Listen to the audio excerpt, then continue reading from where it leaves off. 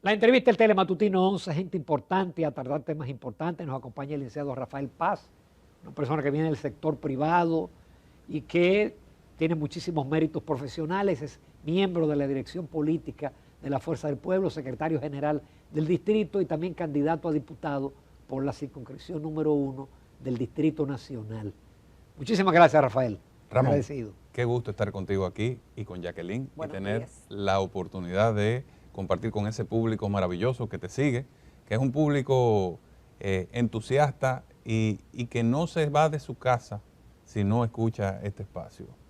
Público inteligente. Público muy inteligente, así que mi respeto para todos ustedes. Gracias. Rafael, una síntesis de tu opinión sobre el discurso del presidente, sobre la rendición de memoria. Mira, Ramón, yo quiero enfocar mi análisis de una manera un tanto distinta. Tradicionalmente la gente espera que un dirigente de la oposición lo que haga sea atacar el discurso del presidente. Como mi historia es un poquito distinta y he tenido la oportunidad de evaluar los discursos presidenciales desde una perspectiva de representación sectorial, yo trato de hacer el ejercicio más justo posible. Te voy a decir por qué. Porque quien habla no es un dirigente político, es el presidente de la República. Y los dominicanos siempre tenemos la esperanza de que hayan logros y tenemos el deseo de que el país eche para adelante. Y cuando hay cosas buenas que ocurren durante un año y durante una gestión, hay que reconocerlas y hay que celebrarlas. Usted puede ser de la oposición y eso no le quita fortaleza a su argumento. En un discurso hay luces y sombras y yo creo que en el discurso del presidente hay luces y sombras. Las luces, evidentemente, o las cosas que a mí más me agradaron de su discurso, son los resultados en temas de vivienda, por ejemplo. Yo creo que es una inversión importante e inteligente que lleva dignidad al pueblo dominicano. Temas vinculados, por ejemplo, a la inversión en el sector agua, creo que es positivo. Lo que ocurrió con el sector turismo también es una buena noticia para la República Dominicana. Y otros temas como la facilitación del comercio y el programa 24 horas, aduanas en 24 horas, que es el resultado de una continuidad de Estado que se inició con los trabajos del Consejo Nacional de Competitividad que nosotros lideramos. Entonces, también hay cambios importantes y giros importantes en lo que era la postura original del presidente Luis Abinader. El reconocimiento a la importancia de Punta Catalina, por ejemplo, es un giro de 180 grados en lo que era su posición original y significa que el presidente ha ido entendiendo y se ha hecho racional alrededor de una de las inversiones estratégicas más importantes que ha desarrollado la República Dominicana. El metro de Santo Domingo y Punta Catalina son dos grandes inversiones muy criticadas por la oposición del momento, que son hoy los que gobiernan casualmente, y que han tenido que reconocer que han transformado, una, la fisonomía del transporte y la vida de los capitaleños, y la otra, la fisonomía del sector eléctrico. Ahora, hay temas que el presidente manejó o de forma muy parcial, limitada, y donde no se refirió a temas que son preocupantes para el país, que tienen que ser abordados y que son fundamentales para la República Dominicana y que yo creo que constituyen las principales sombras, no de su discurso, porque el discurso de un presidente es su discurso, sobre su gestión, sobre este año de gestión y estos 3 años de gestión. Y yo lo tengo muy bien identificado cada uno de ellos.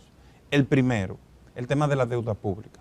El presidente recurre a el uso de el porcentaje del PIB como referencia para medir el avance o no de la deuda. Y usa un juego en sus palabras que me parece que hacen que su abordaje no sea certero ni correcto ni honesto con el pueblo dominicano. El presidente tiene que decir, como dijo respecto a los 3 países que citó, que fueron Estados Unidos, España y Japón, el presidente debió utilizar el dato del año 2019 en la República Dominicana para que el pueblo entendiera cómo avanzó la deuda pública durante este gobierno. La deuda pública desde el 19 se ha aumentado en un 56%, pasando de aproximadamente unos 47,000 millones de pesos a unos 74,000 millones de dólares, de dólares.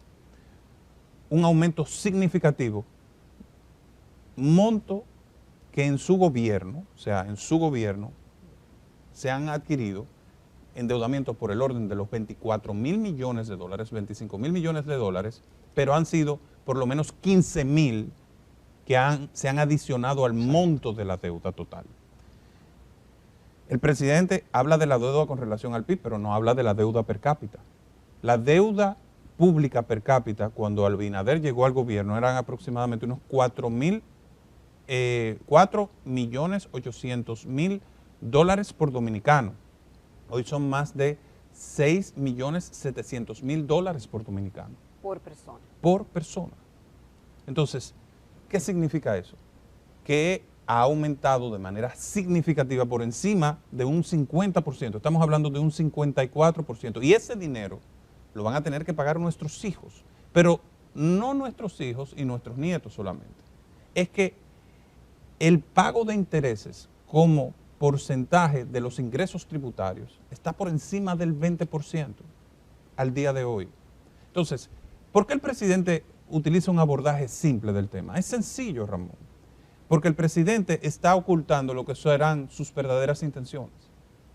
Si el presidente Abinader se reelige, su equipo ya tiene bajo la manga una reforma fiscal que será sometida al inicio de su nueva administración. Por eso el presidente trata el tema del endeudamiento de forma ligera y se remite solamente a su vinculación con el Producto Interno Bruto. Pero Rafael, el tema de la reforma fiscal es un tema que está pendiente y que todos los candidatos presidenciales actuales están de acuerdo de que ese es un tema que debe ser abordado y que es una tarea pendiente que quedó de los gobiernos del Partido de la Liberación Dominicana. Es decir, que no matter what, es decir, no importa lo que ocurra o en qué condición esté el país, tendrá que afrontar esa reforma conjuntamente con otras que serán pesadas para el país, para el empresariado y para la población, pero parece que no la despinta nadie. Bueno, si se hubiera cumplido con lo que establecía el programa de gobierno del presidente Abinader de reducir el gasto público y de eficientizarlo y de mantener la proporción de inversión pública que había sido natural en la República Dominicana, no hubiéramos tenido que recurrir a una reforma en la magnitud de la que pretende este gobierno. O sea, el tema está en que es hoy muy fácil decir, eso era un compromiso pendiente de los gobiernos anteriores o de la Estrategia Nacional de Desarrollo. Pero si el presidente hubiera cumplido con su programa de gobierno en la parte económica, la magnitud de cualquier ajuste tendría que ser menor. Eso con relación al tema deuda pública. Hay otro tema importante que el presidente obvió en sus palabras. El presidente hizo una panorámica del sector generación dentro del sector eléctrico y destacó los avances que nosotros saludamos, porque es importante que se siga diversificando la matriz, que apostemos a las energías renovables, que sigamos expandiendo las fuentes de generación energética baratas, sin exclusiones. Punta Catalina ha demostrado que el carbón es una opción, por ejemplo, pero a lo que no se refirió el presidente fue al aumento de las pérdidas del sector distribución, que ha sido, digamos, uno de los mayores pecados de esta administración. ¿Por qué? Porque República Dominicana venía en un proceso progresivo de reducción de pérdidas. Ya estaba por debajo, en la prepandemia, por debajo de un 30% de pérdidas técnicas y no técnicas.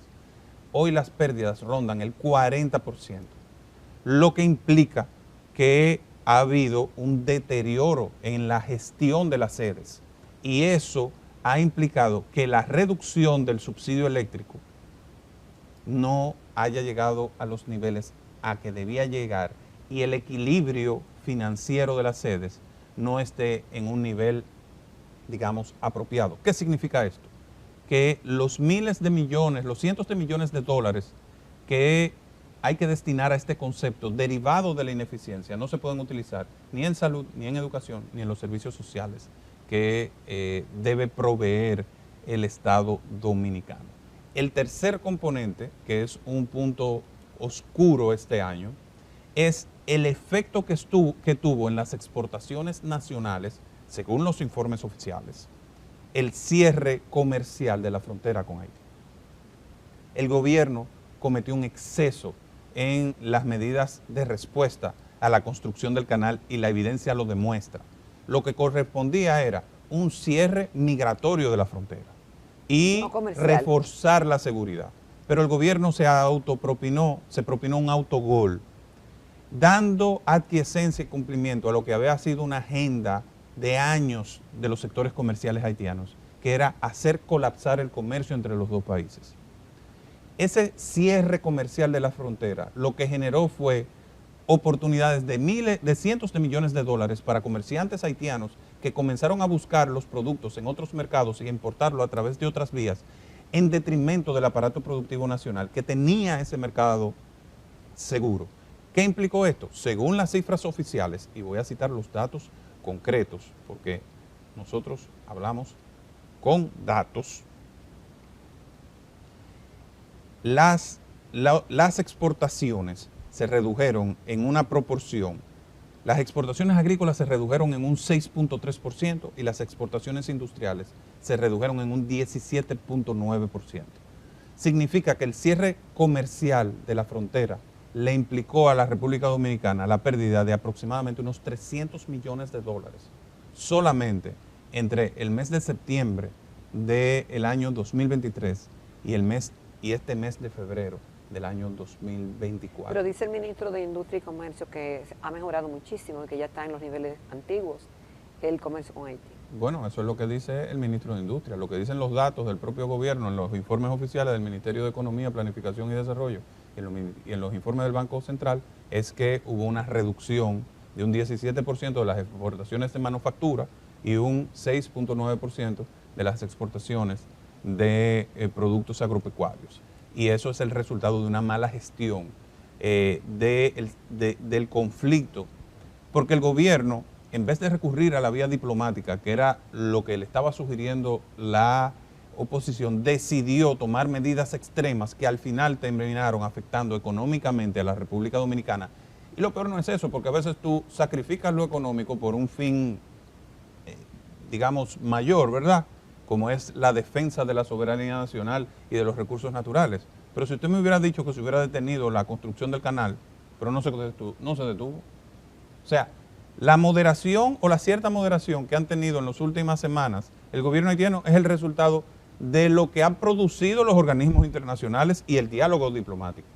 Las decisiones que nosotros tomamos, lo único que sirvió fue para estimular el nacionalismo haitiano y unir a sectores que no se habían unido en contra de la República Dominicana. Entonces, fue, digamos, un ejemplo de medidas desacertadas tomadas por el gobierno a las que el presidente tiene que dar una respuesta. Y yo no sé si el escenario es el discurso o no el discurso. Es que tiene que haber tiene que asumir responsabilidad por esta mala actuación el gobierno dominicano. Otro elemento que este año, digamos, se espera una respuesta de parte del gobierno y que el presidente no abordó en su rendición de cuentas, es la aprobación de una ley que es muy importante para dominicanos, para muchas familias que tienen que lidiar con situaciones emocionales y costos enormes, y que el Poder Ejecutivo está llamado a emitir su reglamento. Había un plazo de ley y todavía a la fecha ese reglamento no ha sido emitido. ¿De cuál estamos hablando? La ley de protección a las personas que están dentro del trauma del espectro autista. Esa ley fue aprobada el año pasado. Se dio un plazo legal de 120 días para emitir el reglamento y el presidente no ha emitido ese reglamento. Yo quiero aprovechar esta participación para reiterar un llamado que ya hice en una ocasión anterior. Señor presidente, yo sé que usted está monitoreando este programa. Por favor, emita el reglamento de la ley de protección a las personas que tienen el trauma del espectro autista. Esto toca muy de cerca a familias dominicanas que sufren por la falta de apoyo del Estado dominicano y por la falta de apoyo, sobre todo en la parte económica. Son costos enormes y emocionales que tienen que soportar familias dominicanas. Y otro aspecto muy importante, Ramón, al que el presidente le vuelve a dar el mismo tratamiento del inicio de su gobierno. El presidente, en su programa de gobierno, en su discurso inaugural, en su primer discurso de rendición de cuentas de un año completo, que es el que hizo en el Palacio el 16 de agosto del año 2021, le dijo a los capitaleños que iba a iniciar la construcción del monorriel de Santo Domingo. Y lo que han recibido los capitaleños es en cada rendición de cuentas la misma promesa y la posposición del tema. Ahora no es en este gobierno, ahora va a ser a final de este periodo que se va a iniciar la construcción. Entonces, los capitaleños se siguen quedando en visto con una inversión en infraestructura de transporte que es esencial, pero además se lo anuncian de manera limitada. Porque el monorriel de Santo Domingo no solo debe ir de la Churchill hasta la Independencia, o sea, desde la Kennedy hasta la Independencia en la Churchill, debe tocar la zona de los kilómetros, que es una de las zonas más densamente pobladas de la capital y donde hay mayores problemas de aglomeración y salida de vehículos que impactan todo el Distrito Nacional. Rafael, magnífica síntesis. Vamos a una breve pausa, volvemos porque hay otros temas calientes del momento que tenemos que tratar. Volvemos. Continuamos esta mañana en Telematutino 11 conversando con el licenciado Rafael Paz, que viene de posiciones importantes del sector privado y también público. Es miembro de la dirección política del Partido Fuerza del Pueblo y candidato a diputado de la circunscripción número 1 de esa misma organización política. Rafael, después del 18 de febrero, en las elecciones municipales, como vimos el mapa azul dominado por el PRM y el reto que significa para la oposición las elecciones de mayo, no solamente en términos presidenciales, sino también en términos legislativos. Ustedes se anunció ayer una unificación de candidaturas con el Partido de la Liberación Dominicana, y yo quiero preguntarte cómo tú ves ese escenario para el 19 de mayo, después de lo que pasó el 18 de febrero. Mira, independientemente de cómo se llegó a ese resultado, y sin entrar en consideraciones al respecto, porque ya tanto mi partido como la oposición se ha referido a ese aspecto, yo sí te digo que un resultado electoral obliga a una fuerza política a revisar su estrategia, Claro. a revisar su mensaje. Eso es lo inteligente. Y a revisar los actores que tienen primera línea dando la cara por esa estrategia y por esos mensajes. Mi recomendación a mi partido siempre ha sido dar espacio a una cantidad enorme de jóvenes dirigentes que hay a nivel nacional que tienen mucha energía para completar una campaña dinámica, enérgica y poderosa alrededor de un líder probado de la República Dominicana que ha demostrado en sus gestiones que es una persona de resultados positivos para el pueblo, que es el doctor Leonel Fernández, y he dicho que esa combinación entre ese liderazgo indiscutible de Leonel, esa capacidad que tiene de conceptualizar sobre los temas nacionales y de implementar medidas que transformen junto con una nueva generación, es una receta imbatible que si se aplica con inteligencia puede cambiar de manera significativa. ¿Pero eso a través de los candidatos o de los mismos dirigentes del partido? Yo creo que debe ser una combinación. Hay muchos jóvenes y muchos dirigentes también de experiencia y no quiero que se me diga, esto es una visión excluyente de los dirigentes de mucha tradición. No, yo no estoy hablando de eso. Estoy hablando de combinaciones inteligentes que nos permitan conectar con lo que está demandando la sociedad de hoy. Y eso es una combinación entre jóvenes candidatos y entre candidatos de mucha popularidad en distintos territorios, también con los equipos técnicos y los equipos de campaña y lo que son, digamos, los operativos principales de las candidaturas. Yo creo que nosotros tenemos una paleta enorme de liderazgos dentro de la organización que deben tomar un plano mucho más dinámico. Nosotros haremos nuestra parte desde nuestra candidatura a diputado en la circunscripción 1 y desde nuestro rol como secretario general del Distrito Nacional para que eso, digamos, en lo que a nosotros corresponde, se concrete. Una campaña moderna, una campaña de propuestas, una campaña limpia, una campaña en conexión con las causas del pueblo dominicano.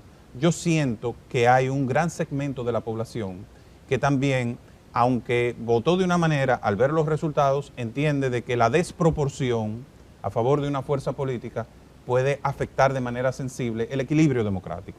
Y Sí. sé que hay personas que en estas elecciones votó de una manera, quizás por una simpatía con algún candidato determinado, pero que ahora jugará al equilibrio y al contrapeso y a, digamos, también votar por opciones que no estaban en la oferta electoral en las municipales, porque Leonel Fernández no estaba de candidato en las municipales. Y hay un voto importante que es un voto de Leonel, Entonces, pero ustedes no van se a ver... reflejó, porque entonces lo que sacó el PRM pudiera decirse que es de Abinader. ¿Dónde está el liderazgo de Leonel que no se reflejó en esas votaciones? Mira, yo te voy a decir algo. En cualquier caso, y en el caso de cualquier partido a nivel de Latinoamérica y en cualquier región, tener un crecimiento como el que tuvo la Fuerza del Pueblo en las votaciones municipales en el Distrito Nacional, por ejemplo, hubiera sido causa de celebración. La Fuerza del Pueblo en el año 2020, su votación municipal en el Distrito Nacional alcanzó un 3.88%. En esta ocasión se elevó a un 16%, lo que implica que fue un crecimiento exponencial de más de un 360% en términos de crecimiento electoral. Pero también tú tienes que analizar cuál es la conducta típica del votante de la Fuerza del Pueblo y del votante leonelista. En las elecciones de febrero del 2020, yo te dije que el resultado fue un 3.88% a favor de la Fuerza del Pueblo.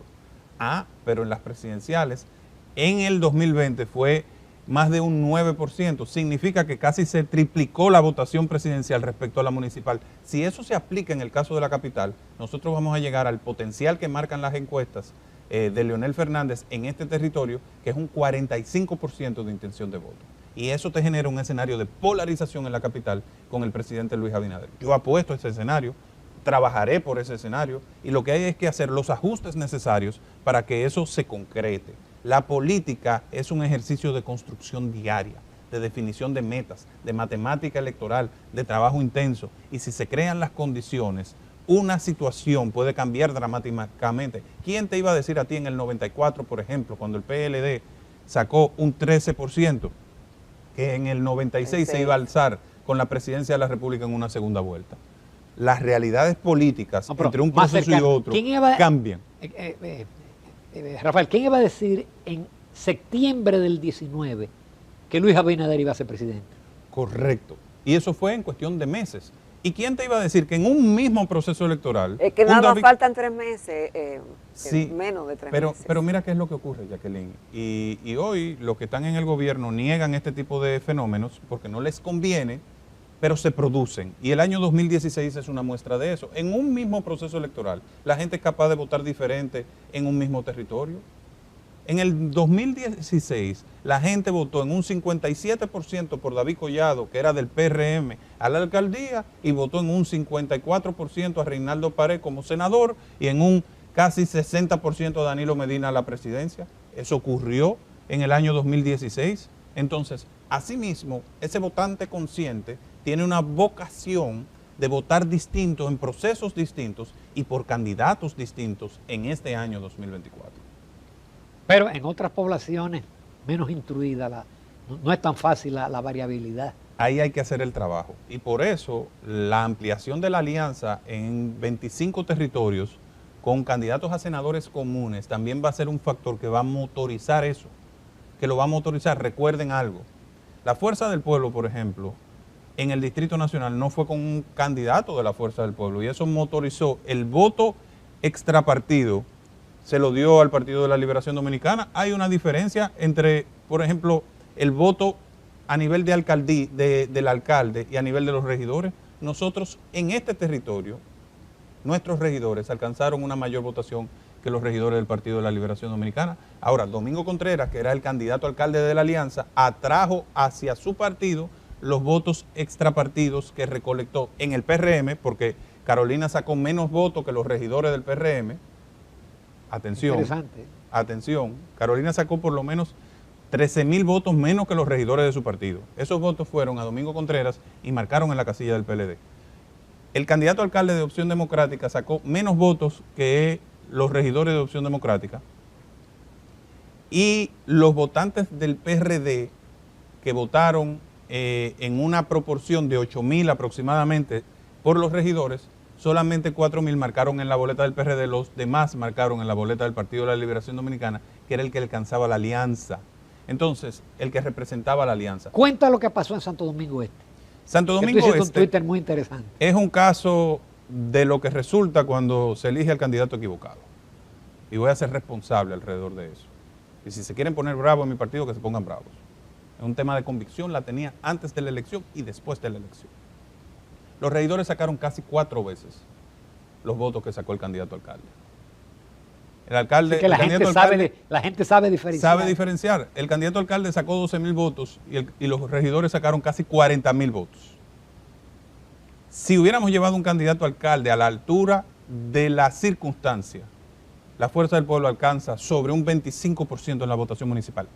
Esa falta de votación en el nivel de alcalde implicó que la Fuerza del Pueblo perdiera casi 30.000 votos en la votación nacional, lo que equivale casi a un punto porcentual. Entonces, tuvo consecuencias para la votación de la Fuerza del Pueblo, tanto en el territorio como a nivel del país. Rafael, brillante como siempre. Te felicito y me gusta tu discurso y tus posiciones responsables que hacen falta en los partidos políticos. En los partidos políticos hay una tendencia a los presidentes decirle a todos, todo va muy bien, usted va muy bien, y hace falta gente que le diga la realidad. Así es, la política, Ramón, tiene que evolucionar. Yo estoy convencido de eso y trabajo para eso. Y como próximo diputado de la circunscripción 1 del Distrito Nacional, iremos con criterios claros, firmes, a favor de lo más conveniente para el pueblo dominicano, pero también a representar lo mejor de nuestro partido. Yo creo mucho en el ejercicio partidario, creo mucho en los principios que inspiraron el surgimiento de la Fuerza del Pueblo, creo en el liderazgo orientador de Leonel, pero las cosas que no se hagan bien dentro de mi propia organización siempre recibirán una palabra crítica, tanto a lo interno como si es necesario a lo externo, porque el proceso político es dinámico y todos tenemos una responsabilidad frente a la gente que confía en nosotros, que al final son los votantes. Excelente. Muchísimas gracias, Rafael Paz. Te esperamos varias veces de aquí a mayo, de aquí al 19. Gracias. Gracias, Rafael. Nos vamos a comerciales, retornamos con la recta final del Telematutino 11.